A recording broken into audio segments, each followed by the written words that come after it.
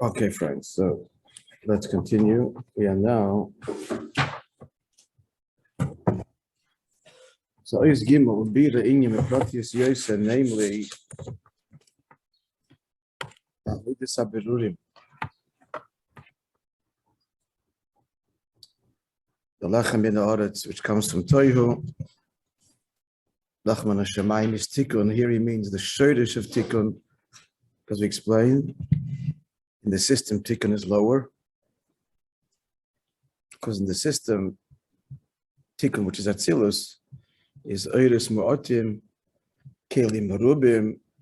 Its structure, it's overtly limited. Toihu expresses the bleakfulness of Hashem, which from the perspective of the system, that's expressive, and limitation is not expressive. So the Avodah is to make the Kelim of Tikkun broad, as it were, to receive the Eiris of Toihu, as we explained yesterday. Rabbi. So yesterday also that Tikkun is still.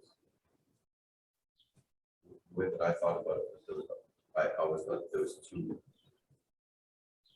creations. Toihu didn't work. The wood didn't work. I felt that everything which is downwards is Tikkun. Our whole structure. Yeah, okay, it starts at Atzilus. Yeah, but the only thing is that we call Atzilus Elam Tikkun because Elam Bri is already creation, and that's when Klippa starts to emerge in a much stronger way. But yeah, Tikkun is all the way down. But generally, Elam Tikkun, Toihu Tikkun is Toihu and Atzilus. The real Tikkun happens down here. So yeah, it does embrace the entire system thereafter, and primarily our Avodah down here to fix.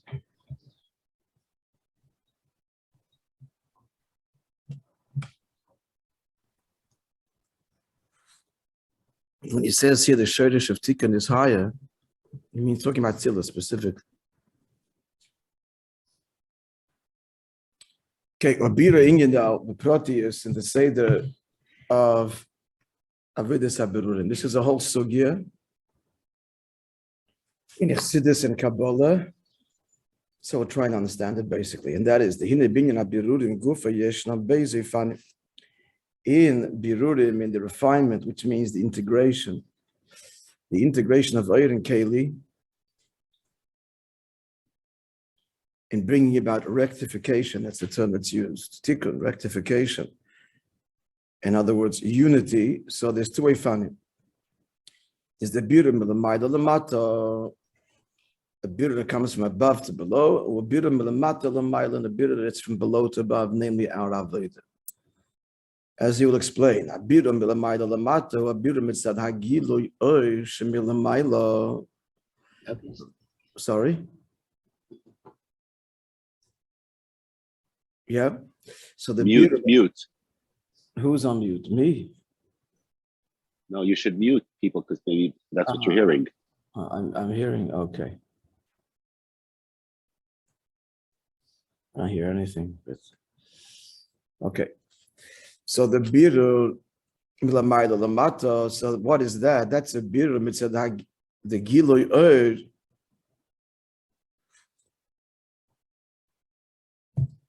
Let's just read the words first. Shemilamayla, the revelation from above, Shenasa iterem shigiyas asman shalavedis adam, that happens before the time of avedis adam. So first of all, time means level. Now, l'chora, I'm saying l'chora, I'm not saying this definitively, but l'chora, it appears that the pshat is when he says the gilu oirim milamayla, we're talking about the actual process of creation. The actual process of creation is a process of revelation. Hashem is revealing himself in these stages and in this process. So, in other words, I don't believe that he means that there's ishtalshalus, and then there's in addition to that, a gilui or shelamayla. We're talking ishtalshalus. We're talking about the way ishtalshalus emerges. Atzilus emerges as Olam Atika. That's already the first rectification, but it's the natural process. So there is a birur that happens mitzad the emerging, evolving process of Seder Ishtalshalos. And then there's the birur that Avodas Adam brings, which is, we'll see, a far greater achievement. What is the birur milamayla? So inyan ha-birur shal yidei b'china shema the tikun ha-mavarir. Okay, let's just translate. This is the birur through the revelation of Shema, of tikkun, which causes rectification. Hamavarid. We'll just finish the end of the sentence. And that through which causes the birur of the general process of Ishtalshalos. Now, it sounds like Ishtalshalos is there to begin with, and now there is a extra gilui. Again, I don't believe that's the pshat. It means the process, the whole emergence of Abiyah, of Ishtalshalos. Now, what did he just say? First of all, Shema. Shema in general, just to remind you again, that the various Shemas are the various ways that Yud-Ke Vav-Ke is spelled. The miloi, the filling letters engender, therefore, different gematrias. And the choices are, the filling letters are Yud or Hey or Aleph. So Hey could be spelled Hey Aleph or Hey Yud or Hey Hey, for example. So that gives rise to the various gematrias, Shema, Shem Ban, as we'll encounter Shem Sag and Shem Ab. Now, Shema is the miloi of Aleph. If you spell Yud Ke Vav, Yud is always spelled Yud Vav Dalet. The differential letters are the Hey and the Vav. Vav, Aleph, Vav, Vav, Yud, Vav, Vav, Vav, Vav, not Vav, Vav, Vav, etc. So Shema is if you spell with the Aleph. Now, what does that mean? So, in different places in Chassidus, it says different things. In one place, it says that Aleph goes on Zah. Another place, that Aleph goes on Chachma.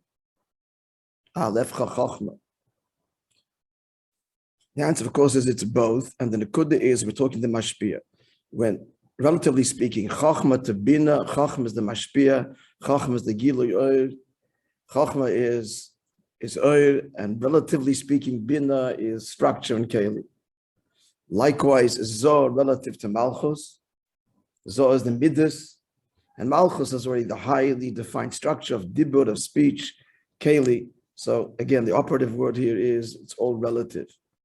So Shema is sometimes understood as Chachma, and Shema is sometimes understood, or not understood, applied as Zoh and Malchus. The common, now just a little more detail here, that in the letter Aleph, there's both in Yonim, because the letter Aleph has a Yud above and a Yud below. It also has a Vav, that's the six Midas. It is a fusion of the Chachma and the Midas, Mashpia. It is, in other words, the Mashpia. Relative to the recipient, it's Oir, and the recipient is Keli. Therefore, there is the birur that happens on the Shema, the Gilui of Chachma in Bina, or the Gilui of Zoh in Malchus. And that's how the system works. The system works, it's an integrated system with the higher level is mashpia to the lower level, and that affects a birur. The lower, just in simple language, the lower level is not detached from the higher level. Malchus is not detached from Zoh, neither is Bina detached from Chachma. So as Hashem's revelation is manifest, it manifests in such a way, this is the system of mashpia and makabel, and that affects the birur. What's the birur? We mean that the makabel is not just left alone as keli, devoid of oir. The oir is invested in the keli, chachma, bina, and zoh, malchus. Kind of clear. L'chora, this is the pshat. Now more detail. We say that ha-birur hu. So when you have a birur milamayla lamata,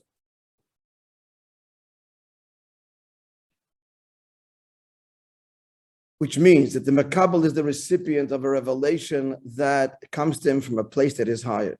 So what happens is that the Makabel responds with the higher part of him. The higher part of it, it's more refined, it responds. The lower parts of the Makabel remain outside, fall, as it were, rejected. For the obvious reason, you're receiving something that's higher than you, so how do you Makabel it? The most noble and highest faculties you're able to Makabel. Simple moshul l'chorah. Simple moshul. You're being taught something. So the Makabel is sitting there with the seichel and getting the idea. So there's a hashpah, there's the Makabel has received something, there's an enlightenment, but the emotions and the behavior of the person is not enlightened. He's heard this, the whole relationship is hearing the beautiful idea. So good, so he hears it with the highest faculties that he has, and that's where it ends.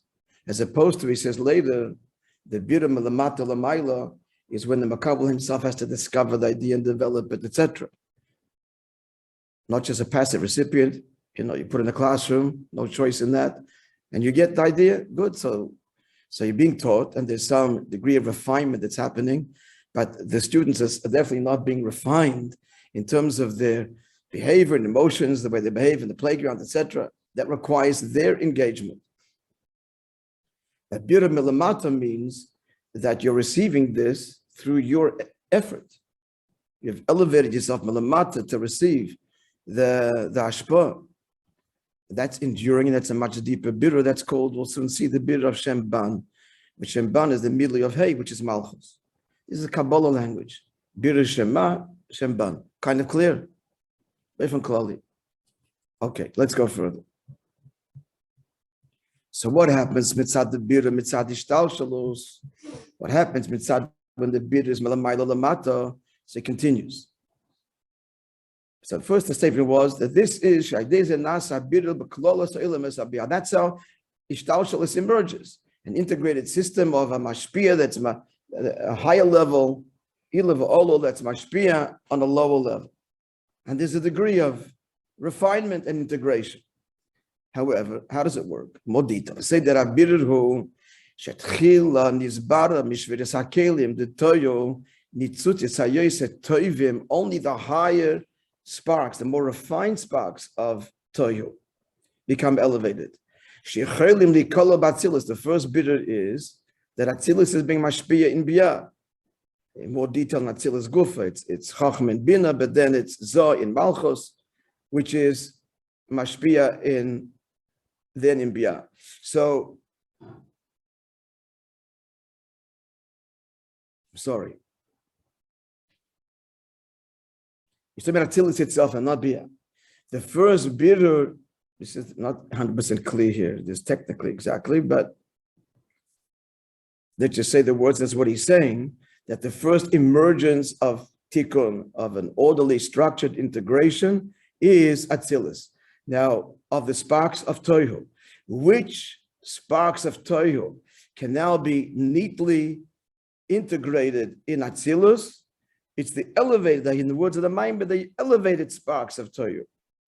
And then he adds in brackets, and that now creates atzilus. It's interesting words here. I'm not exactly sure here too there's no footnotes to direct me anywhere. Because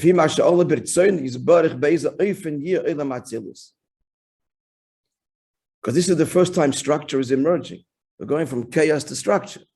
So the Eibishter decides, so this is interesting because it's all about its own. This is not a natural result. It's not a natural result of this birur. That Atzilus is going to fall into place in this neat integrated 10 spheres. So this is aspect of the divine will that plays there. Exactly how all this works, I don't know. The low-hanging fruit. What? The low-hanging fruit, the easy berurim to be achol.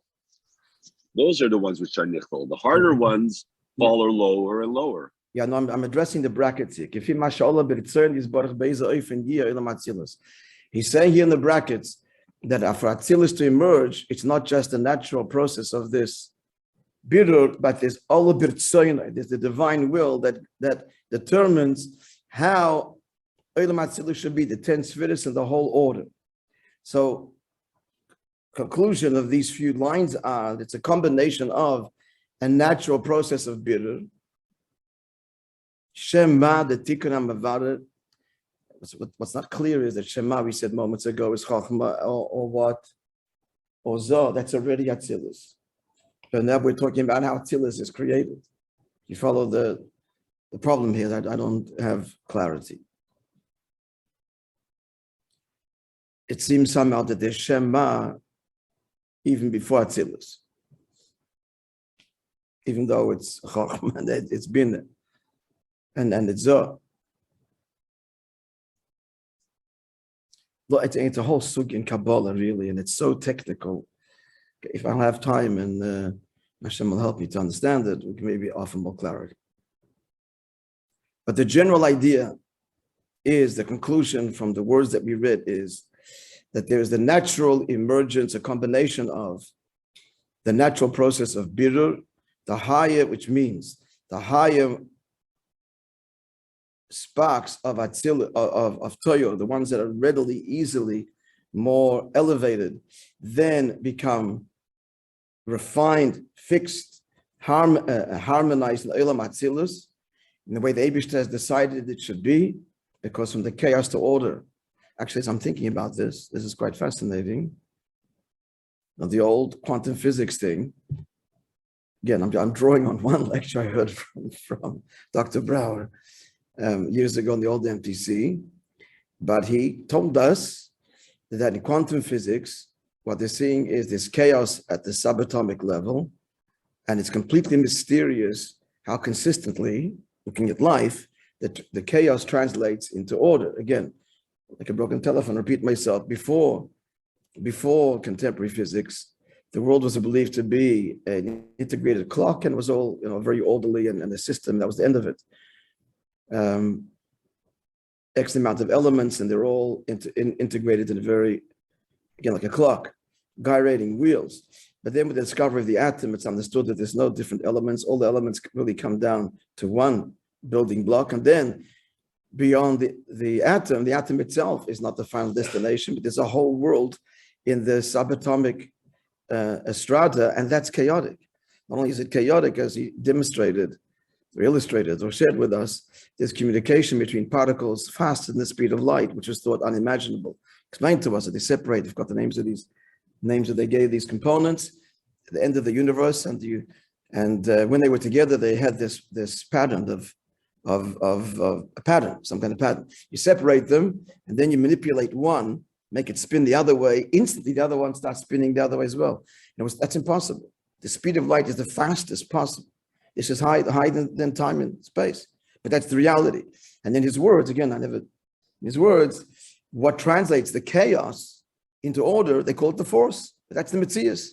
Somehow externally, gas, solid, and liquids in the neat molecular structure, but at the subatomic level, it's all whizzing things around crazily.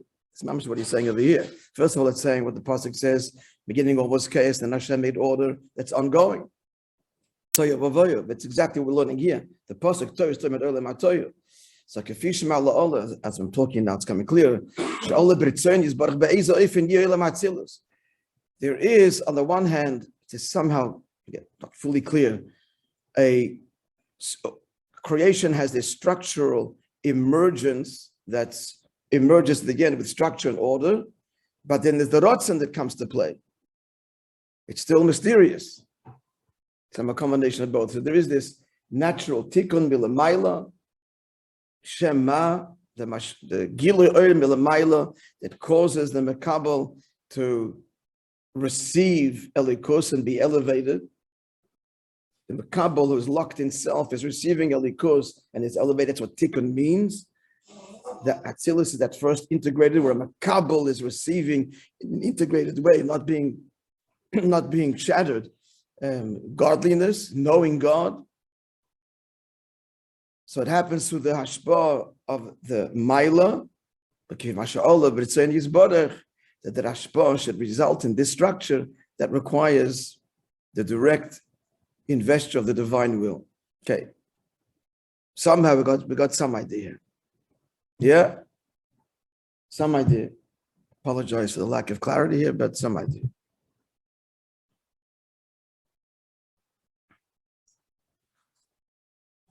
The main point he wants to bring out is the next line. That only the higher nitzutzik kedusha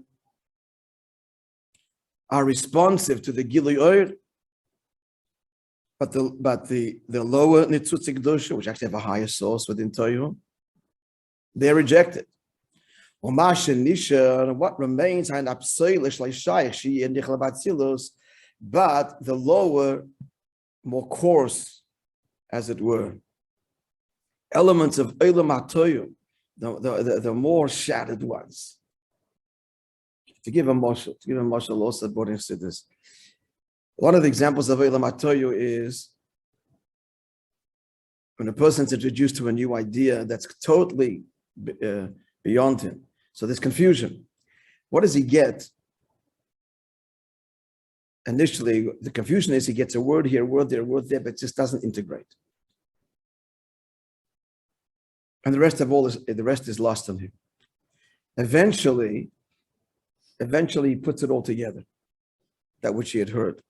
But still, and that much he gets now, that becomes integrated. But then this idea that was given, it's totally beyond him. There are other elements that completely, which are not invested in, even in the words that he's familiar with, completely foreign language, that is completely lost on him. They're really lower because they're not expressed in language, but they're really expressive of a deeper part of the concept. They come from a higher place. So the higher elements of Torah fall lower. So what happens? Let's read further. What's left is the psoilus, I'm going to translate how to use psoilus in English. That was rejected, the residue, the residual.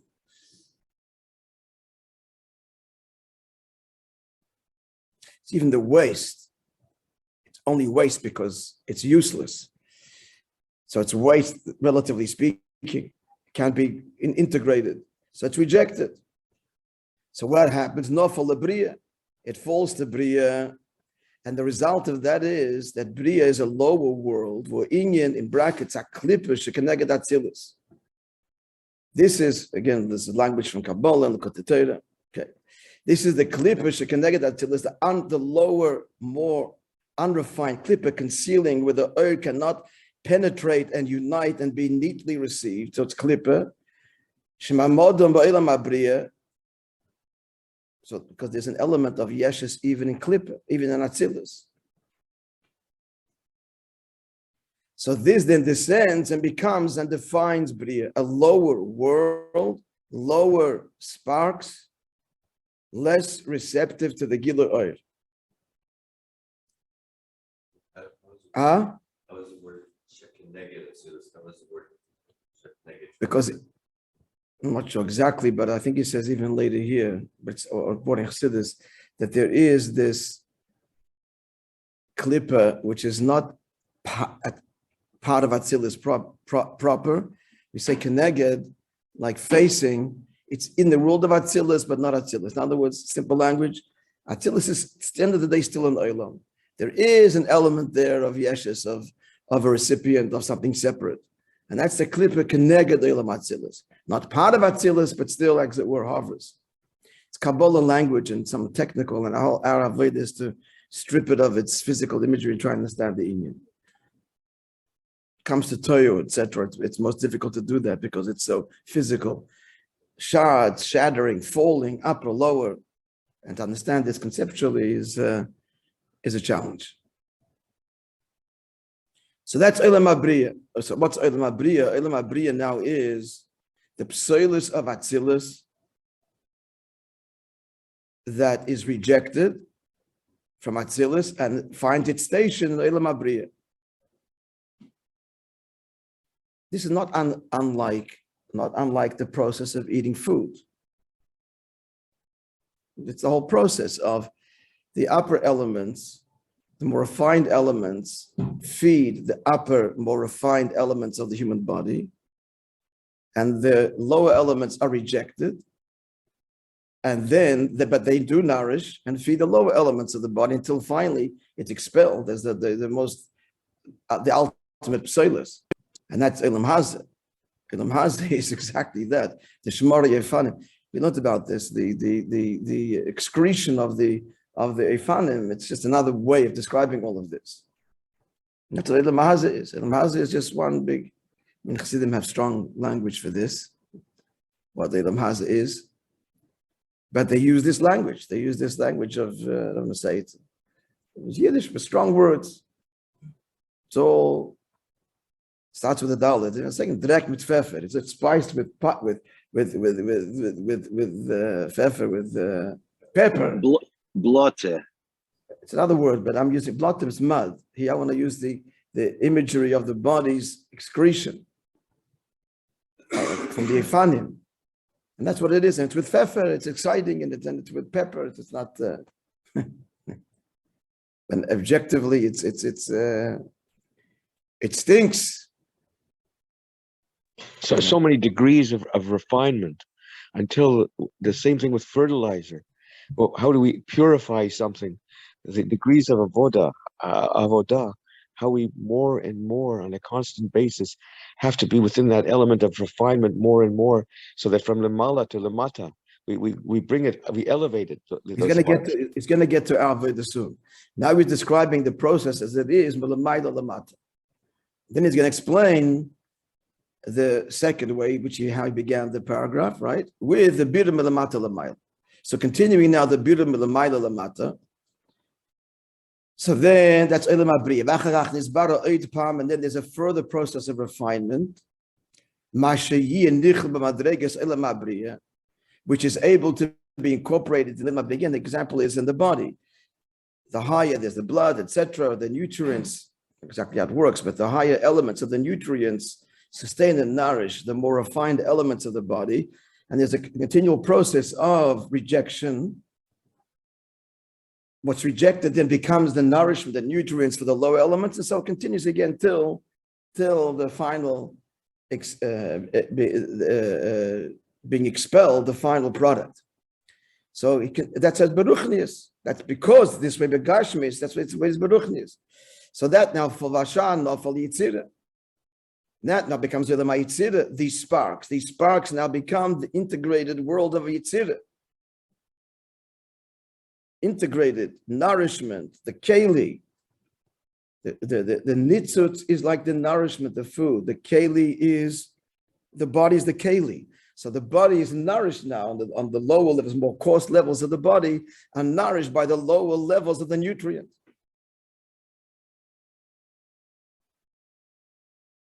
This is said explicitly in Chassidus. I don't know if it works physically the way I'm sure it does. The brain, the blood, whatever, are nourished by higher elements of the nutrients, and the flesh, the bones, and the lower elements are nourished by the more coarse elements of the nutrients. And so it continues now to Elam Asiyah. So kind of clear, we get a general idea. It's understood. So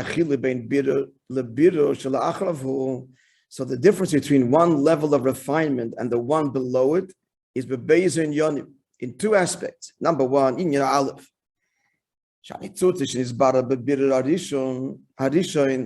the sparks elevated in the higher elevation, atzilus, the first tikkun, in the madreges nali yosef. We're talking higher sparks. The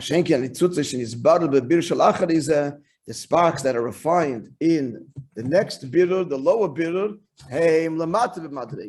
they're lower sparks. Secondly,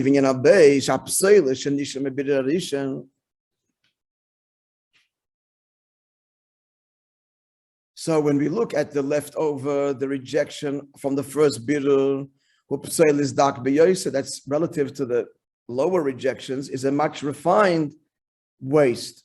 But what's rejected from the subsequent lower birudim, as we go down the ladder, the chain of evolution, those sparks are more coarse. Now we're going to revisit the clip of Atzilus. The clip of Atzilus is a very refined clip. We get some Moishe here. Where's the clip? It's only in the midas. That means where's there a sense of yeshes and Atzilus? Some degree of refined, very refined, but still yeshes. It's in the midas of Atzilus. But in Chachma and Bin of Atzilus, especially in Chachma, it's complete bittul. As he says in Tanya, that Chachma Atzilus, that's where Ein Sof is revealed. Whereas the clip of the Bria, Yesh Bagam Chachma Bin of the clip. The sense of Yeshes is not only in the lower aspects of Bria, in the midas, but even in Chachma and Bin. Even the Seichel, the objective, because true Seichel is bittul, it's the truth at all costs. That's Atzilus. The truth and Bria is there's a bit of an agenda. I want the truth to fit into my world. There's this clip already in this Seich. And he goes on to say, when there's a taintedness of Yeshes in Seichel, that's worse for Kosher Yosef Levada Ma'amidas the Klippa. That's much more difficult to refine than the yeshes of the emotions can before Betanya. Because on a simple level, when a person's attitude, his whole attitude is tainted with yeshes, then it's very hard to, how are you going to refine the person? There's no objectivity. The person loses objectivity, the bitter is much more difficult. So in Atzilus, it's truly objective, because Atzilus, the higher world, the Seichel, there's pure. Chachma is absolute bittul to Ein Sof. Where's the klipper in Atzilus? The klipper is, here's the klipper, in the midas. What's the klipper in Atzilus? I love God.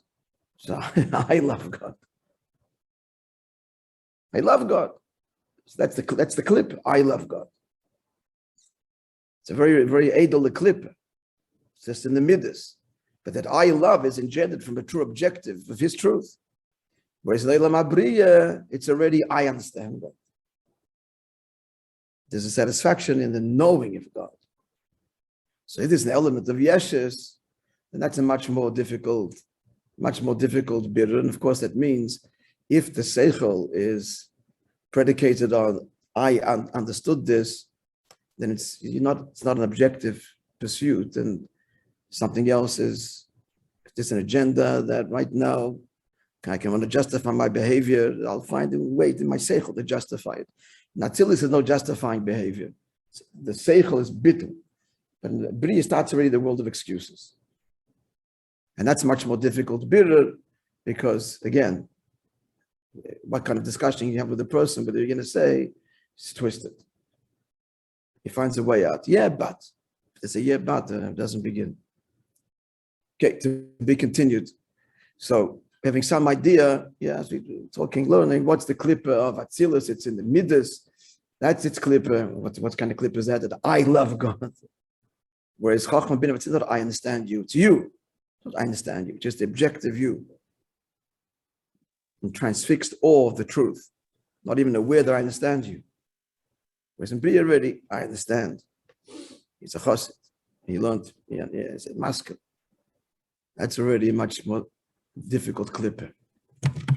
So he doesn't address Machshava Dibur Maaseh. He's addressing Midas, Chachma, Ratzon. Shabbat Dibur Maaseh is in Asiya. That's the parallel. There's Asiya. The parallel there's Asiya. Atzilus is Seichel and Bria. Atzilus is Chachma and Bria is already Bina / Midas. Yitzir is Midas and Asiya is Machshava Dibur Maaseh. That's a parallel within the person.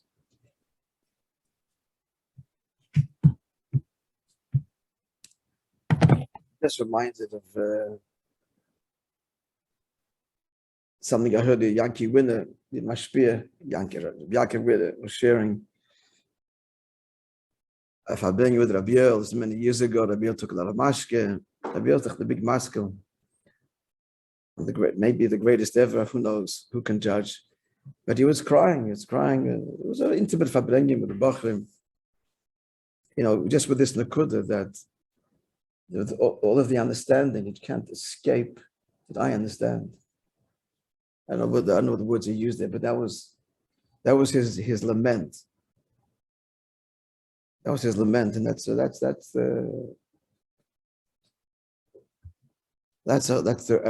deepest cry of the chassid. Deepest.